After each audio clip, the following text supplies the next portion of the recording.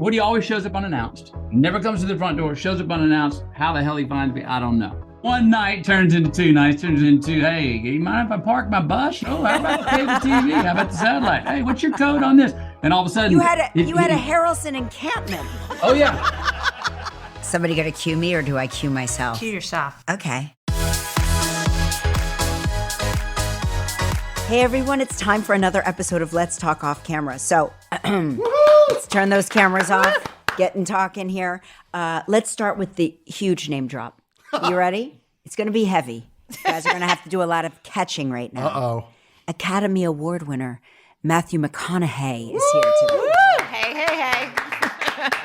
Albert, if we could. Uh-oh. Yeah, let's get into it. Let's get into it. Honey. Albert Bianchini celebrated his 50th birthday. 50 years. What a Wild. week. What a world. It started on Wednesday night. Wednesday was like the big climax also. Wednesday was the climax, but then you went on. Then we went to Miami. Miami. But Wednesday night, it was all of my worlds in one room together. I've got to tell you, I was very impressed. Jan, were you impressed with how well you blended family and friends? it was I need great. other people's POV. Did it work? It definitely was worked. great. It It was worked. great. Were you ever in the moment? Like, I feel like when you throw a party, you're always like working the room. A couple of times. When that ridiculously insane cake came over, I was in the moment. Provided by Kelly Ripa. The Cipriani creme cake. If you know, you know. And if you don't know, get to Cipriani. I mean, everything is good there, but the cake is famous. But it looked like it was meringue, but it also had it was perfect. It's a magic cake. It's a magic cake. It's a magic cake. And one other props that you deserve. All I wanted it to be was a dance party. And for like the first half an hour, everyone's showing up and standing around like a receiving line waiting to talk. And someone went out and started the dance party. She's a party motivator. She And- is. Yes. I should have been a party motivator. I'm so sad that I didn't know that was a job I could have had. You literally got everybody out there. I'm like, thank God somebody did that because I couldn't do it. I like to think of myself as the person that threads Yes, the family you do thread. to You the and friends. Kyle thread everybody. Yes, we were doing a lot of threading. We Yes. were weaving, Yes. like the knitters that we are, knitting the community together. I'm about to cry. It was beautiful. It was beautiful. Did you feel celebrated? I did feel celebrated, and I was thinking about this earlier when Jan threatened me that this might come up. And I think I never expected 50 to make me this emotional. Like, I don't even care about being old, but it's really made me, I'm telling people that I love them when I haven't said those words in forever. Did you take drugs? No drugs, okay. nothing. Sometimes certain drugs can make you tell people you But love like them. even this podcast and everyone saying how excited they are to like hear you off camera. And I'm like, I fell in love with Off Camera Kelly in 2002. And I've been like the luckiest person ever. Oh, to now sit you're next going to to make you. me cry. And like, I don't know, it's made me very emotional and like really looking at my relationships. And Jan, I sat next to you in that hellhole of an office that we were in. It is such a hellhole. But it just, anyway, if I didn't expect the emotion about 50, but thank you guys so much. It was a Happy really birthday. fun. Thank It was you. fun. Thank That was you. a fun, good time. The reason I bring up Yes. 50 is because Matthew McConaughey wrote his page turner, Greenlights. He started writing it at the age of 50. And so I wonder, are you considering writing a book now that you have turned 50? No. You don't have a book in I you. don't have a book in me. No. Are you sure? Positive? All right. Yeah. Well, let's get to the man of the hour. Not you, Albert, but happy birthday. Thank we you, are Kelly. so Happy grateful you were birthday. born. Let's get to the man of the hour right now. He's an Academy Award-winning actor. He's an author, a director. He's a philanthropist. He's a professor. And of course, he is, listen to this, a New York Times best-selling author for 50 weeks Wow. in a row. That's Wow. 50, not 15, not 5, 50 weeks in a row. Major. Yeah, that is major. So let's bring him on right now, the one and only Matthew McConaughey. Hello. Howdy, Kelly. Hi, Matthew. How are you? I'm doing pretty well. Happy to say that. I got to. I'm looking at the background, so I'm going to set the scene. It looks like you are in the House of Congress.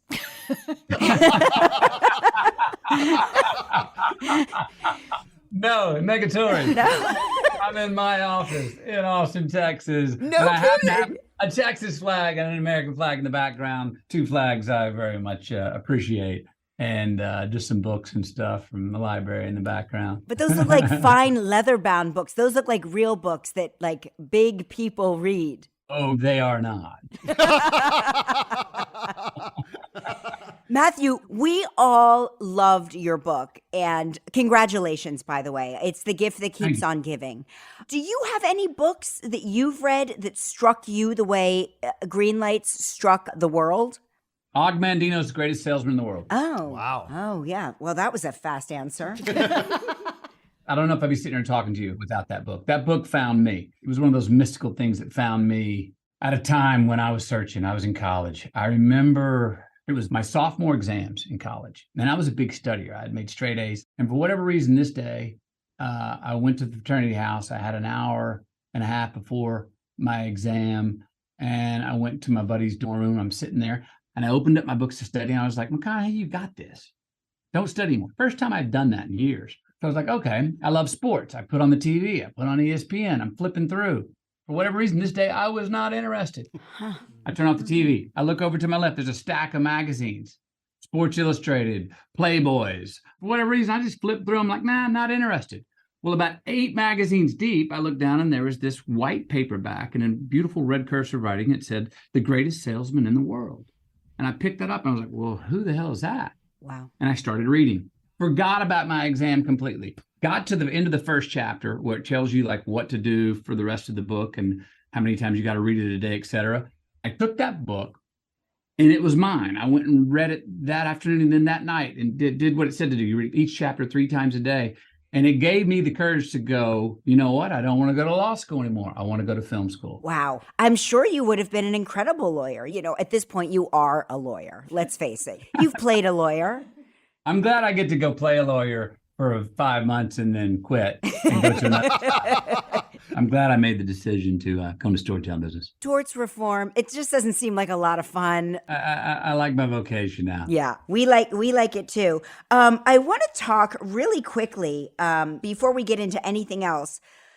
I read that you and your wife were on this terrifying Lufthansa flight.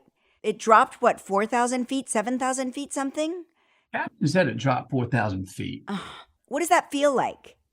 It's suspended disbelief. I mean, it's zero gravity. Your red wine and the glass and the plates that your food was on are all suspended, floating still, just in the air. And to look at it for that long, which wasn't that long, it was 1, 2, 3, 4, and then everything just comes crashing down. Yeah, it was a hell of a scare. A complete loss of control. You're complete 100% feeling of I am not in control. I have no way to get control of this situation in the moment. Did you look at each other? Did you say anything to each other?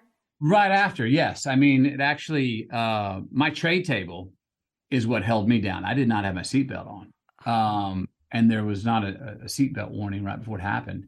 Yeah, I just immediately reached over, made sure Camila had her seatbelt on, held hands there, just saying, okay, is that it? Is there another one coming? Another one did come.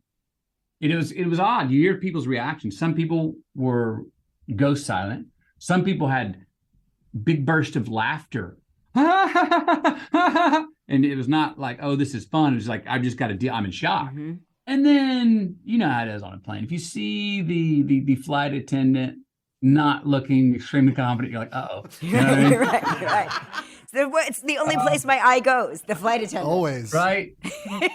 So we had to reroute to Washington Dulles that night. I was on my way to Vietnam, actually, which I finally did make it. But yeah, it was the hairiest flight I've ever had by far. And I'm assuming your kids were not on the flight? No, they were not. So thank God for that. You know, you can't help but put yourself in the position of you and Camila, right? The two of us would have assumed that this was it. This was the end. And we would have been glad that we were together, but we would have been filled with sorrow that we couldn't say goodbye to our kids. And is the will updated? And who did we leave our kids to again? Like all of that comes into your mind, right? Well, I didn't project that far ahead. I didn't do that much math. Now that you say it, I think most of that stuff is in line. I also as a person who's not a pilot, my mind goes to the actual engineering of the plane, the steel, and it buckled. And you go, how can something withstand that? I happen to have a friend of mine sitting next to me who was a pilot. Wow. And he was calm as could be. He was like, and I was like, can the plane hold that? And he was like, these things are so tested that, yes, don't worry about the plane. Structurally, it can hold that. That was a big relief. Do you always fly with your own pilot, just in case? From now on, I always have my own pilot, right? The wife to the left, the pilot to the right. You know, people always say God is my co-pilot. Matthew's like, no, my co-pilot is actually my co-pilot. I did check, and I was like, if something's wrong, can you fly this thing? And he was like, no problem. No problem. And I was like, great. Love to hear that. Oh, boom, boom. That is a valuable friend. Albert, we gotta talk. We have to talk. I'll give you a parachute. Yeah. Albert would access the emergency exit, whether it was needed or not, and we would all get sucked out one at a time. Now, your friend Woody Harrelson, whom I love and adore, and when I think about a great bromance, not to interfere with the bromance you have with your co-pilot, but when I think of a great bromance, I think of you and Woody Harrelson. And Woody said during his SNL promo that you were his weed guy. Are you his weed guy? Because I think of him as his own weed guy. You know, you're thinking clearly. Yeah. Woody, I think Woody's his own weed. Yeah. You know, it's another W. Woody the weed. Yeah. Woody the weed guy. Yeah. Woody's pretty self-sufficient.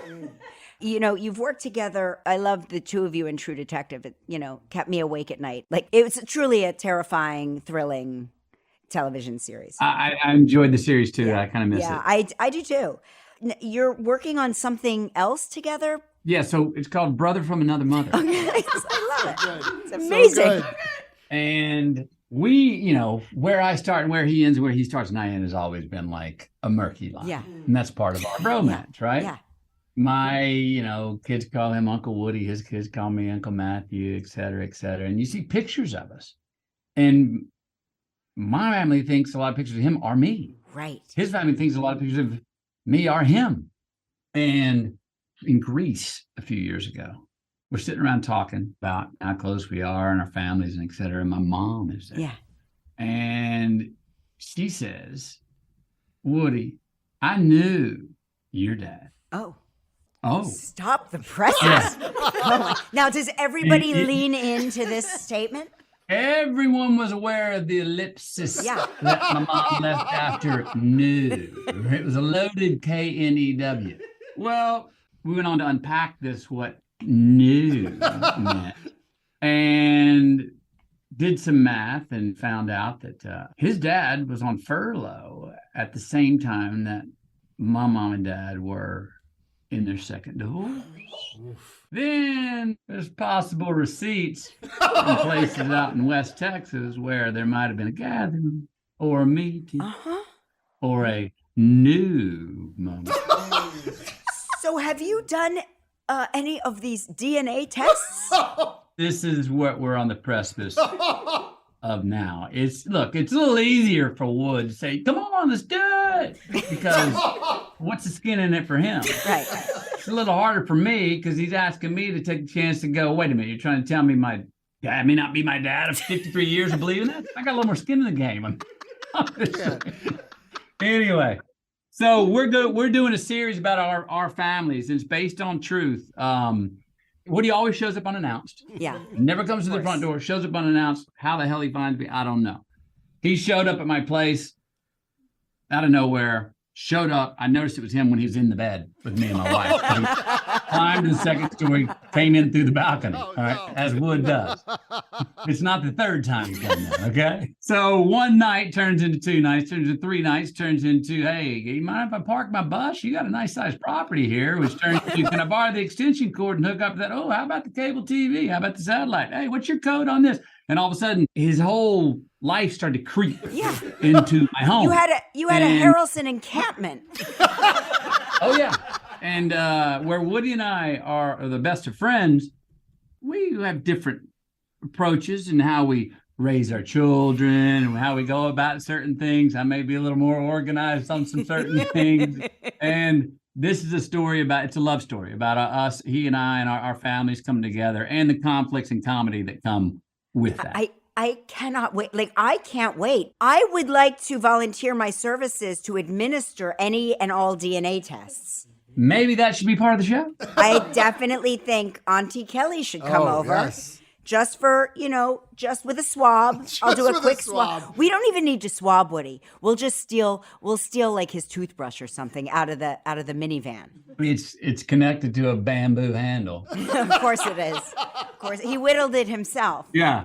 Is it like goat hair or something? Goat hair. It's definitely not the bristles that most of us have in our mouth. It's some bioorganic, some kind of goat hair or something. Yeah, it's something like that. So I was telling Albert, who's here, who just turned 50, about you writing your book, Greenlights. You started when you were 50 writing that, correct? Yeah. And you went off into the desert or the woods by yourself? Desert. And you stayed hunkered down there with your journals because you're a prolific journaler. Yeah. When you went back and started reading your journals, what did that reveal to you? Well, there were quite a few themes. I've been thinking about similar things in life, been thinking about things similarly since I was 15 years old. Have my thoughts evolved? Yes, they have. But boy, the same things that interested me then sort of still interest me now. There was stories, poems, prescribes, prayers, ways that I noticed I had engineered success in my life by choices, and I could measure it. Oh, you did this. It adds up. There was a trail. There was also mystical green lights, as I call them, successes I've had that had no reason, that were just rhyme. I was in the right place, the right time, met the right person, took the right opportunity.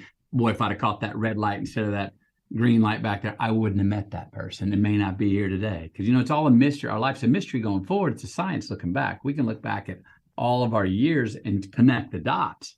But when we're in those mystical moments, we're like, this makes no sense. I don't know what's in this for me. Why I'm lost. And you find out, no, actually that led you somewhere.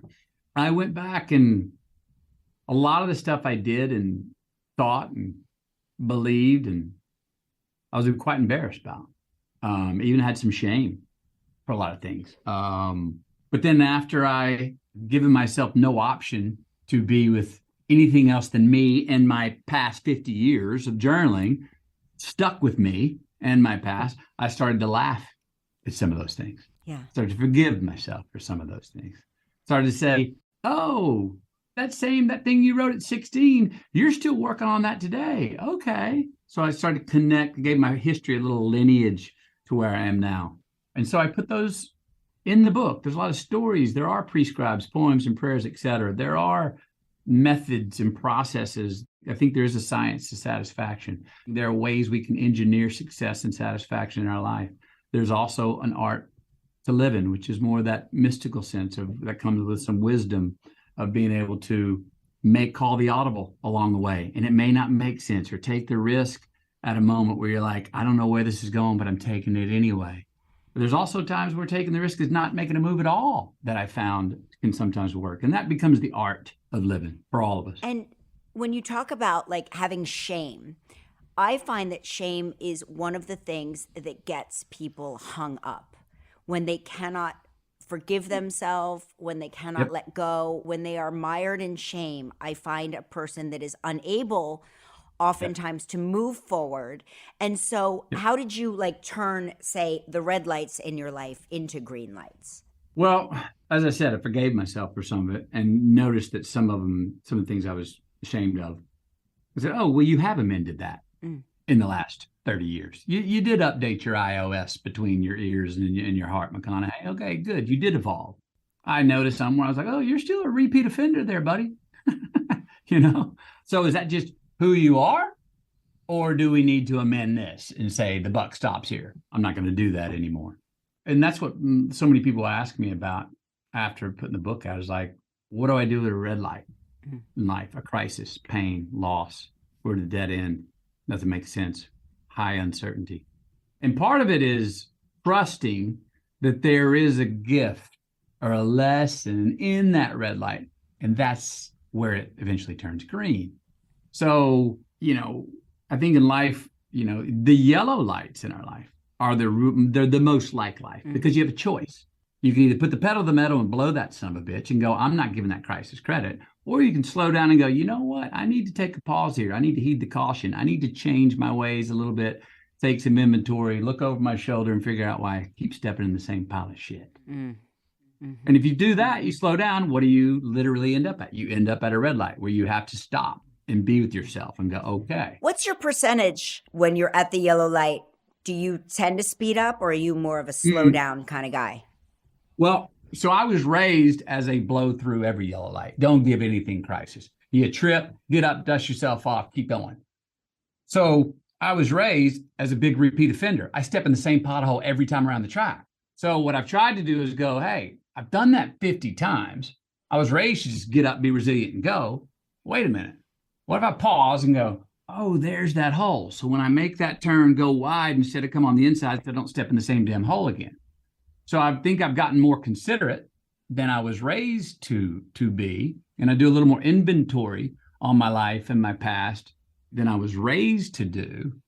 At the same time, I admire a certain genius that my mother has of just denying red lights. And she's not shallow. She still has pain, but she's just like immediately. And I think that's the spot for all of us. Not do we deny a red light, but how quickly do we admit, all right, I don't know what the hell it is, but I know there's a gift in this for me.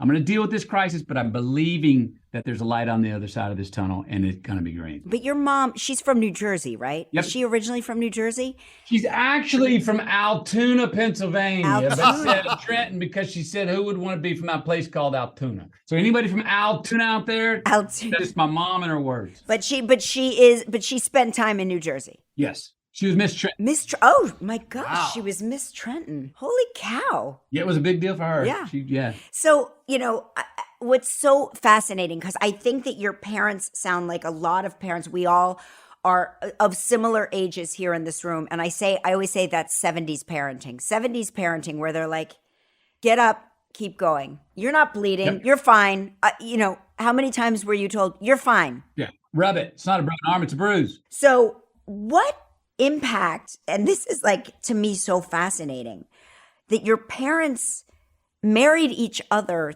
3 times. What did that tell you? Like, what is the message in that? Yeah. The main message is that love won in the end. They were divorced twice, married 3 times. Yeah. Well, all right. Then the love, the can't live without you, beat the can't live with you. Yeah. 3-2. Right. That's what I take from it. And also, they were wild. It was a wild ass love affair. Yeah. And that's what my mom to this day would say, that's what she wanted and needed. She doesn't like a relationship that's a smooth running stream. She likes the roller coaster. Tidal wave. Yeah. That's what she gets off to. Yeah. And it's awesome. It's not for me. Right. But the love was never in question in my family, or the love was never in question between the two of them, even in those divorces. Now, mind you, I didn't know. They didn't tell me they were in a divorce, the one that I was live for. Oh. I thought mom was on an extended vacation down in Florida, and I was just living with dad at the trailer park in East Texas. Right. Not till later was I told, oh, that was a divorce. And then not till a few years ago was I told, oh, that's when she met and knew Woody's dad. Woody's dad. It never gets old. They were wild. Like Yeah, that. they were wild. And in the end, the love won.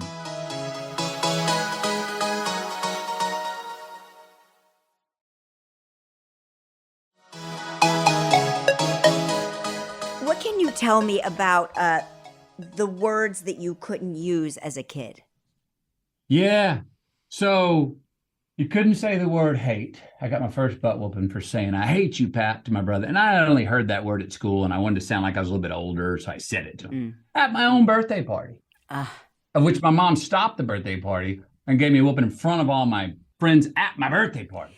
Again, listeners, this was the 70s, and this was like normal parenting. And I was never injured. I was never abused. It was how it was. Yeah. I don't blame them for that. Of course. You couldn't say can't.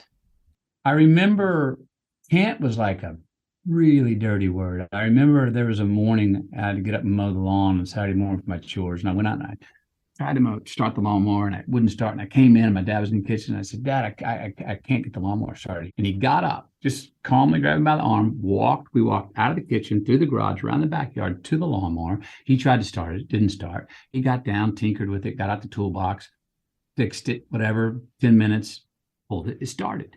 And while the lawnmower was running, he walked over to me and squatted down and looked me in the eye and he goes, you see, buddy, you were just having trouble. Mm. And what he was saying, what he taught me then was like, even if you're unable to do something, you can go find help sometimes. So you're still just having trouble. So can't, hate, and don't lie.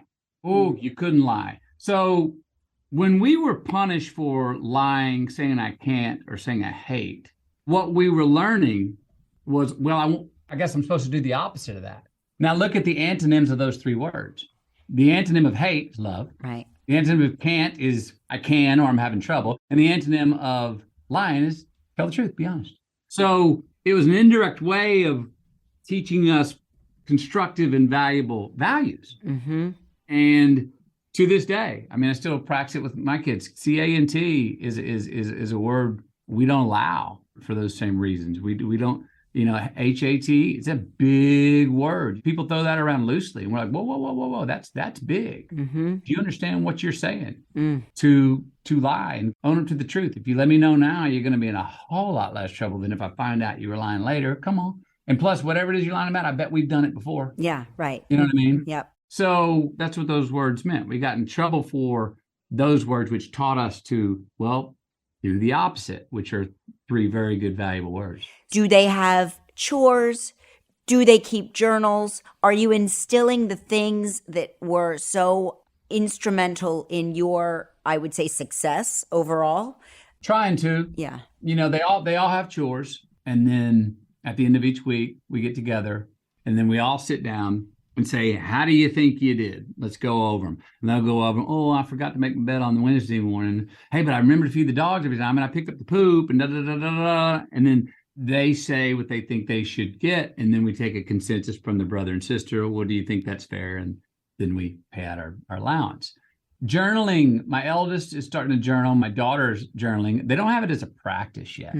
Like a daily practice. It's hard because they're in school, so they have to do so much schoolwork. Journaling almost feels like a punishment at the end of the day. Yeah, we try to say, though, even before you get your day started, even if you just lay there in bed for an extra 5-10 minutes, set your alarm early, or before you go to bed, just to kind of go through what tomorrow's going to have, what you plan to do with tomorrow. You sleep better. It can help you get up a little more composed. It's a form of meditation, even if they're not writing it down. But I'm big on writing things down. I mean, no one likes to write things down anymore, but I think it's a lost art and one that should be resurrected. If I even write down my to-do list, not on my laptop, but if I write it down on a buck slip and have it next to my bed or what I'm doing tomorrow, just to look at it and know that it's there, I sleep more soundly. Yeah. Knowing, yep, I see what I've got tomorrow, and it's super fun to cross them off the next day. Yeah, I'm a big fan of the written word, and I agree with you. I think it's a lost art form, but if anybody can bring it back, it's you, Matthew. You can bring back the lost art form. Let me ask you another question about Woody's kids' chores. Now, do they have chores at your house? Yeah, Uncle Wood. I don't know if they have chores. I don't know if they do. I'm sure they got some. If he's not making them do it, then Laura is, his wife.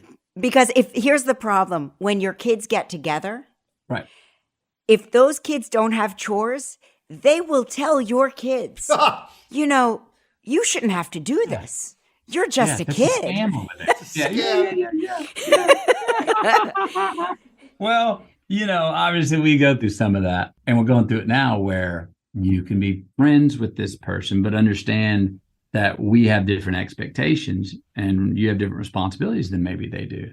We talk a lot about delayed gratification. Okay, your friends are coming over. Get those chores done now so you can have freedom to play when they come over. But get them done now so you're buying yourself a green light in the future, so I don't have to pull you out of the pool or pull you out of the park to come back and do your chores. Mm-hmm. And that's going to suck if we got to do that. So right now, while you kind of don't have anything you're really doing, get it done now. Yeah, smart. What about you have 14, 11, and what are your 14, 13, 10. 14, 13, and 10? Okay. So 14 is a really interesting age for boys. 14 to 17 for boys to me is the most interesting age. Yeah. Whereas girls become fascinating from like 11 until 21. Like really interesting. Like it's a real high energy time. Yep. Do you have those talks, like the birds and the bees talks? And how does a parent do that now? Because I feel like the times have changed a lot over the 10 years since we've done that. Great question. I don't want to talk out of school on my son because I would need to get his approval. Of course. But he did come to me with questions about that. And, as a parent, there's certain questions that our kids have for us that we know. The light goes off. Oh, this better be a good answer because this is going to be branded in them. Mm-hmm. This is how they're going to actually see life going from here. And the book today for the birds and bees talk is different.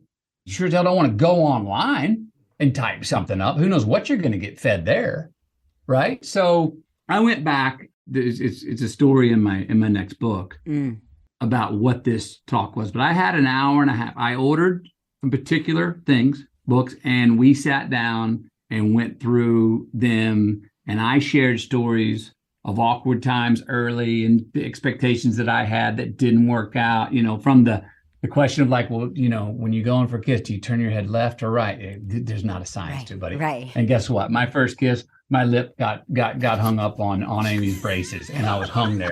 Did not go well. You know what I mean? I had a bloody lip coming out of it. So these things, and I remember my dad talking to me, and I remember I shared this with my son, but he said a very, very cool thing. He goes, you're going to come a time you're going to have some intimacy with a woman. And if you feel her, stop. Mm-hmm. And he goes, and if you stop, sometimes after you stop, she may go, okay, well now let's go. And he goes, don't go further. Say, hey, if we get back together and it's all just flows and goes further, great. But that's all. Wow. For now. So your dad was ahead of the time. He was ahead. I guess that would be ahead of the time, but it was a very wise thing to say. And I think it's ideal for any intimacy. It's a great blueprint. Yeah. If both people are just flowing, if it's all green lights, you go as far as it's comfortable. But if you feel someone, tense up, it's like, hey, we got time. And when you're young, that happens. You're like, I'll never be here again. Oh my God. Yeah. And it's hard to say, oh, let's pause. And we can, but that's also part of what my mom tried to instill with this is make sure you respect yourself enough to go, hey, that yeah, we can wait. We don't have to press it right now. We can wait till it just if it unravels and flows all naturally later on. That'll be better for the both of you. Yeah, thinking about it now, Albert. When I think about my kids, we had 2 by green light and 1 by yellow light.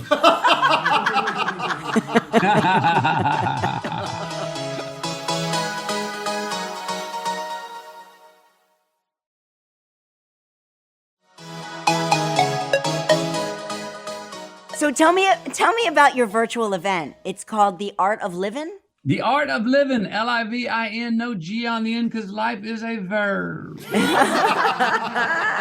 Yeah, it's called the Art of Livin event. It's on April the 24th. I'm going to do it for free. Never done anything like this. It's going to be myself, Tony Robbins, Dean Graziosi, Trent Shelton, and Marie Forleo. And we're going to get under the hood of Greenlights for 4 to 5 hours with you. So please sign up. You can go to artoflivinevent.com. Again, Tony and Dean came to me and said how much they appreciated the book Greenlights and how much it was an approach book, an approach to life book, right? And they said, look, we'd like to dig under the hood and define how this is a process book, how this can be transformational for people and even more particular for individuals to see, oh, you're giving me tools to the process of the science of satisfaction, which leads to the art of living. And so that's what we're going to do. We're going to define those things and try and make it more granular so more people can understand, oh, that's how I can particularly apply it in my life. And that's what we'll be doing on April 24th. That's the thing. People don't have the tools. We're not given the tools so oftentimes in our lives. So we walk through with whatever impacted us, whatever was blueprinted on us as children, and we get stuck in there. Yep. And if you can just develop the tools. So it is, I just want to say it again, artoflivinevent.com, April 24th.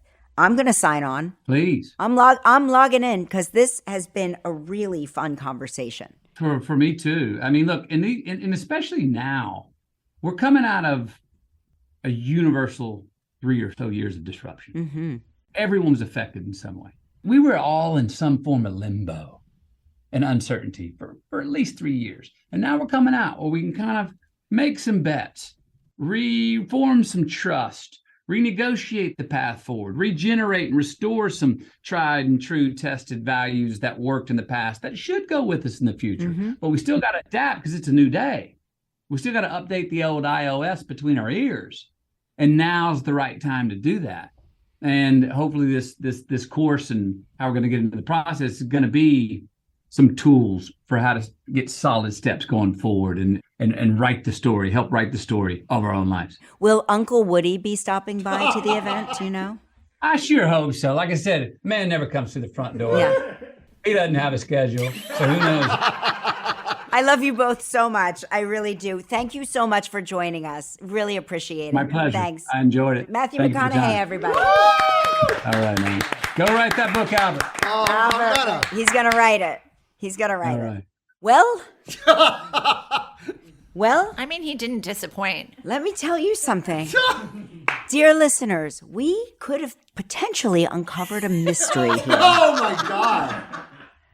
A mystery. I think you need Get to your get over there DNA with a kit swab. over to the I'm Texas Oh, you gotta Science. get that. Ancestry Right now. DNA on You the gotta phone. get that Right now, toothbrush, he needs to girl. be involved in all of that. Get that toothbrush. I'm going to get that wooden, hand-carved, hand-stitched toothbrush of Woody Harrelson's. rattan toothbrush. We're gonna swab McConaughey, and we're gonna figure out who's related to who. Oh my God. Wouldn't that be amazing? It would be insane. It would I be love. the He's like, I have greatest. the receipts. There are receipts. I love it so much. I love that he comes over and he's like, "Can I park my bus here?" And then he starts hooking everything up to him. I love that his mom was Miss Trenton. Cal, that's crazy. I mean, how That's great big. is that? That's really big. That's big. That's a big deal. Yes, You- Trenton's please. huge. My cousin was Miss Bridgeport Speedway. Not to brag. It's a smaller pageant, but it was still something. I'm also obsessed with the words that he wasn't allowed to say. That's looking to. What words did you have? Any words you weren't allowed to say? We weren't allowed to say the Lord's name in vain ever. Oh yes. Ever. We weren't allowed to use foul language, Yep. which I know must shock my parents when they hear me now. 'Cause they must be like, she's a pirate. Also hate. We couldn't say we hated. Wow. Hate was a big word. That was a big, big, big word. Wow. You heard what he said, though. Yes, Albert, he wants you to write. I heard. I know. I'll think 50. about what that book is. Go off to the desert. Go off to the desert. Albert will go to Palm Springs. Yeah, We'll I'll go never to- see him again. I'll be with Kelly in Palm He'll be Springs. on a lounge chair with Kel, his we're supposed to martini be set. writing today, aren't we? Yeah, let's. Albert, what do you want me to say? Albert, tell me about yourself. Cal, And get I'll your just sit iPad. there. I'll sit there with my iPad. And this is what I sound like, everyone, when I type. Ready? Shit. That's how fast it goes. That is the speed with which I type. And you know what you're going to hear from me in the background? What? That would be The sound of a the martini, martini shaker. shaker. Well, everyone, I hope you're happy. I hope you're happy with this episode because this episode deserves its own Peabody Award. I'm nominating us for a Peabody Award. I agree. We Oh, need yeah. the Matthew McConaughey Let's Talk Off Camera show to be nominated because we revealed and uncovered a mystery on this podcast. I can't wait to see that TV show. Must gonna be see epic. appointment television. So everybody, listen to the latest episode of Let's Talk Off Camera with Kelly Ripa on Amazon Music and make sure to follow us.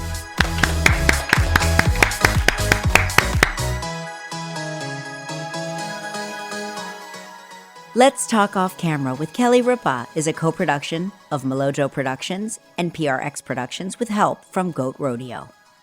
Our theme song is Follow Me from APM Music. From Melojo, our team is Kelly Ripa, Mark Consuelos, Albert Bianchini, Jan Chalet, Devin Schneider, Michael Halpern, Jacob Small, Roz Therian, Seth Gronquist, and Nick Ribola. From PRX Productions, our team is Kara Schillen, Genevieve Sponsler, Megan Nadolski, Edwin Ochoa, Rebecca Seidel. Additional sound design by Terrence Bernardo. The executive producer of PRX Productions is Jocelyn Gonzalez. This show is powered by Stitcher.